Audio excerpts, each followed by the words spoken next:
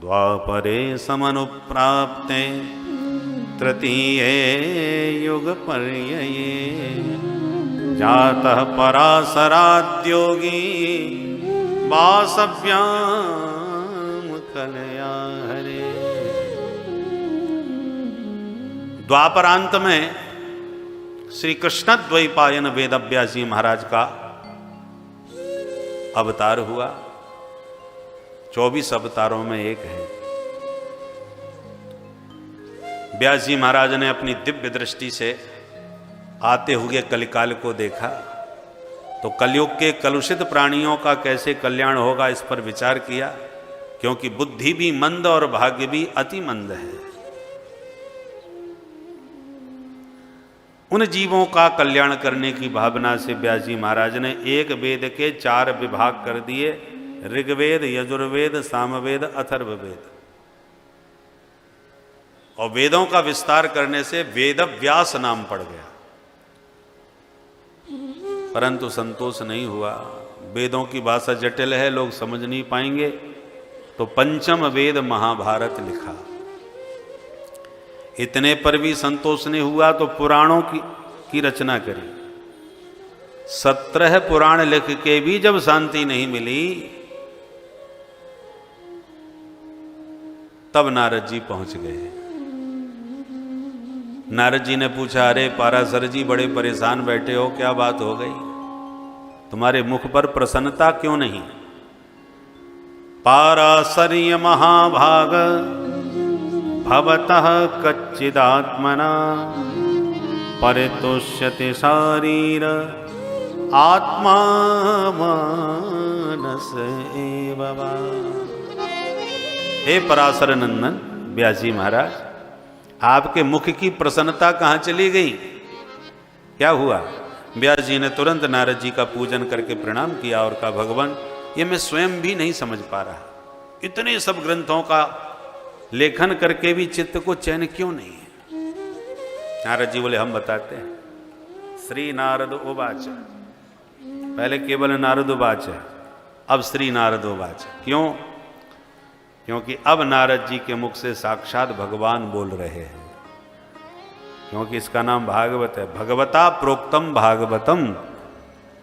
बोलने वाला कोई भी हो पर बुलाने वाले भगवान ही होते हैं। माइक आवाज फेंक रहा है तो माइक क्या बोलेगा?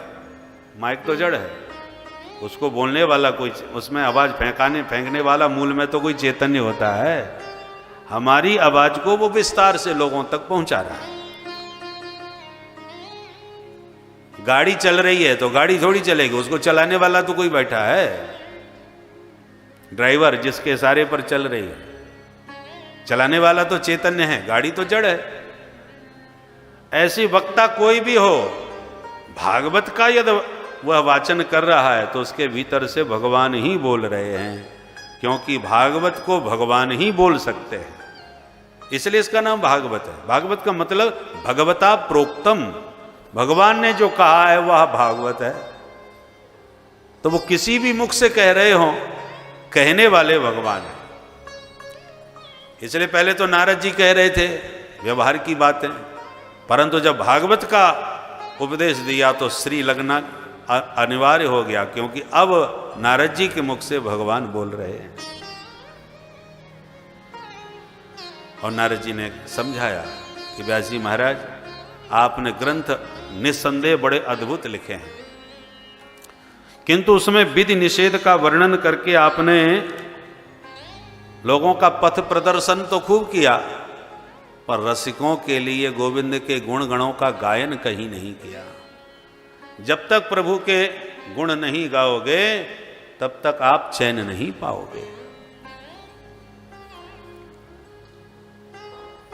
और तब नारद जी महाराज ने अपने पूर्व जन्म की कथा भी सुनाई कि हम पूर्व जन्म में दासी पुत्र थे। संतों का सत्संग करके उनका शीत प्रसाद पाते पाते ऐसे संस्कार जागृत हुए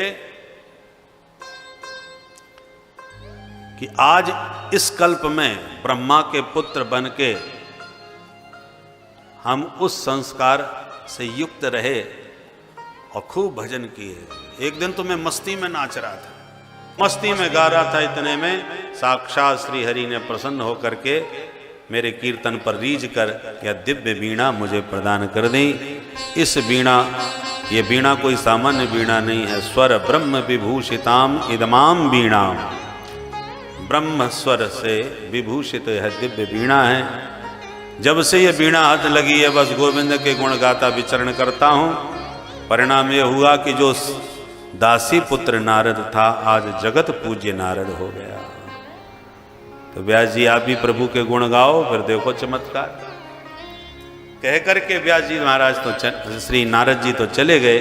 व्यास जी को अपनी कमी समझ में आ गई, तुरंत सरस्वती नदी में स्नान किया और व्यास गुफा में बैठ करके प्रभु का ध्यान किया। भागवत की भागीरथी प्रवाहित हुई, 18,000 श्लोकों में यह ग्रंथ बन के तैयार हुआ।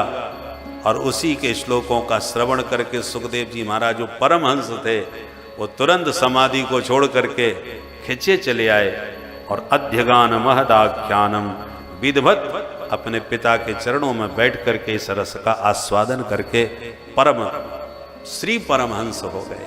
पहले तो परमहंस थे, अब श्री परमहंस हो गए। बोल भागवत भगवान की। अपने पुत्र होने के नाते यह अमृत नहीं पिलाया व्यास जी ने सुखदेव जी को, बल्कि परमहंस होने की पात्रता के कारण यह रस पान कराया। परमहंस संहिता श्रीमद् भागवत है और सुखदेव जी जैसा परमहंस कोई दूसरा हो नहीं सकता। इसलिए पुत्र होने के नाते नहीं, पात्र होने के नाते यह अमृत अपने सुखदेव जी को व्यास जी महाराज ने पान कराया। समय पा करके फिर सुखदेव जी ने सम्राट परीक्षित को यह अमृत पिलाया।